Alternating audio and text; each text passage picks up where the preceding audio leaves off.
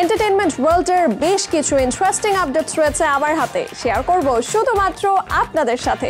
দর্শক, তাহলে চলুন শুরুতেই জেনে নেই এন্টারটেইনমেন্ট ওয়ার্ল্ডের লেটেস্ট আপডেট।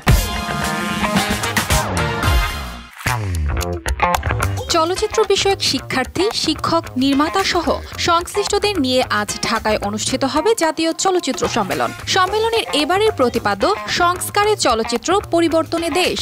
ঢাকা বিশ্ববিদ্যালয়ের নবাব নওয়াব আলী চৌধুরী সিনেট ভবনে আজ বেলা ৩টা থেকে শুরু হওয়া এই অনুষ্ঠান চলবে সন্ধ্যা ৭টা পর্যন্ত। বাংলাদেশ ফিল্ম স্টুডেন্টস অ্যাসোসিয়েশন আয়োজিত সম্মেলনে অতিথি থাকবেন অন্তর্বর্তী সরকারের ৩ উপদেষ্টা।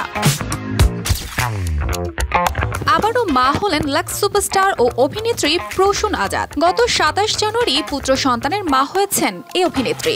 এখন মা ও নবজাতক দুজনই সুস্থ আছেন। এর আগে ২০২২ সালে প্রথম পুত্র সন্তানের মা হয়েছিলেন তিনি। রাজধানীর বেসরকারি একটি হাসপাতালে সন্তানের জন্ম দিয়েছেন অভিনেত্রী প্রসূন আজাদ। তৃতীয়বার বিবাহ বন্ধনে আবদ্ধ হতে চলেছেন রাখি চৌহান। নিজেই সে কথা জানিয়েছেন। এবার আর দেশের ছেলে নয়, সোজা পাকিস্তানি পাত্র বেছে নিয়েছেন এই তারকা।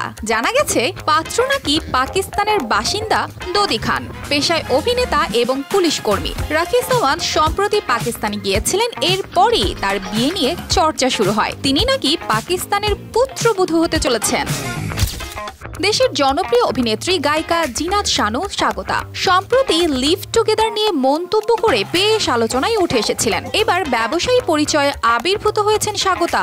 অর্গানিক খাদ্য সামগ্রী নিয়ে শুরু করলেন নতুন অধ্যায়। নিজের শুরু করা ব্যবসায় অনলাইন শপের নামও রেখেছেন নিজের নামে, ট্রুগানিক বাই স্বাগতা। অফিস নিয়েছেন ঢাকার বনানীতে। এখান থেকে বিভিন্ন অর্গানিক খাদ্য সামগ্রী বিক্রি করবেন তিনি।